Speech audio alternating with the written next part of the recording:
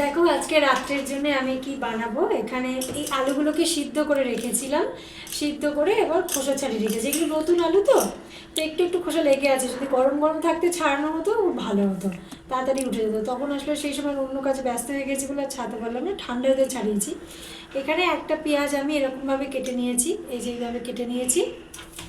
এখানে ক্যাপসিকাম আছে, ক্যাপসিকামটা এইভাবে কেটে নিয়েছি। এখানে 3 4 7 3 10 কোয়া মতন রসুন আছে, আর একটা আদা আছে, এগুলোকে আমি ঘষে নেবো। এটা টমেটো আছে, হাফ টমেটো। এবার আমি আলুগুলো এইভাবে কাটবো।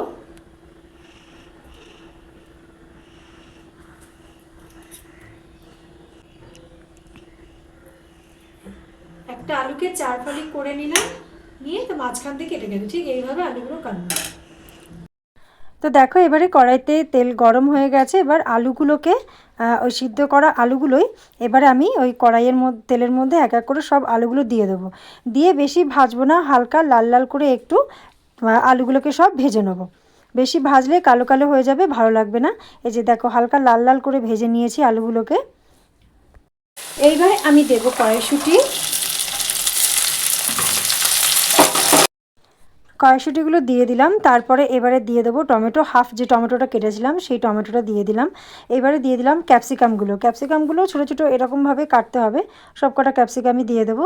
তারপরে পেঁয়াজগুলো যেরকম চিলি চিকেনের পেঁয়াজ টমেটো কাটে ঠিক আমি ওইভাবেই ওই পেঁয়াজ আর টমেটোগুলো ওইভাবেই কেটে নিয়েছি। তো যাই হোক ক্যাপসিকাম টমেটো আর পেঁয়াজ সবগুলো দিয়ে দিলাম। দিয়ে ভালো করে আলুর সাথে সব মিশিয়ে নিতে হবে, নেড়ে চেড়ে ভালো করে আলুগুলো সব মিশিয়ে নিতে হবে। খানিকক্ষণ বাদে তারপরে আদা আর রসুন যেটা আমি ঘষে নিয়েছিলাম সেটাও আমি দিয়ে দেবো।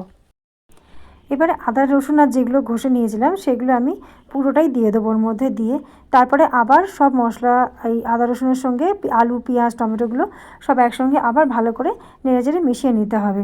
এরপরে আমি পরিমাণ মতন ওখানে নুন দিয়ে দিলাম, তারপরে দিয়ে দিলাম লঙ্কার গুঁড়ো, দিয়ে আবার ভালো করে সব মিশিয়ে নিতে হবে। এখানে কোনো জিরে গুঁড়ো ধনে গুঁড়ো কোনো কিছুই আমি ব্যবহার করিনি।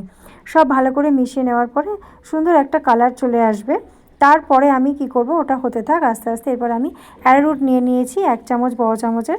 এরপর ওর মধ্যে জল দিয়ে এটাকে ভালো করে গুলে নেবো। নিয়ে দেখো সুন্দর শুকনো শুকনো হয়ে এসছে। এবারে অ্যারোরুটগুলোটা ওর মধ্যে দিয়ে দেবো, দিয়ে খানিকটা আরেকটু জল দিয়ে দেবো, নাহলে একদম বেশি থকথকে হয়ে যাবে।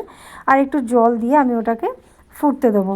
আর একটু এবারে দিয়ে দিলাম হচ্ছে ভিনিগারটা দিয়ে দিলাম। দিয়ে আবার ভালো করে একটু নাড়াচাড়া করে মিশিয়ে নেব। নিয়ে এবারে কয়েকটা লঙ্কা আমি মাঝখান থেকে ভেঙে নিয়েছি, ভেঙে নিয়ে এবারে ওই গ্রেভিটার মধ্যে আমি দিয়ে দিলাম। দিয়ে আবার সেগুলো একটু মিশিয়ে নিয়ে আমি খানিকক্ষণ ফোটাবো, ফুটিয়ে নামিয়ে নেবো। তো ভিডিওটা কেমন লাগলো অবশ্যই কমেন্ট করে জানাবে।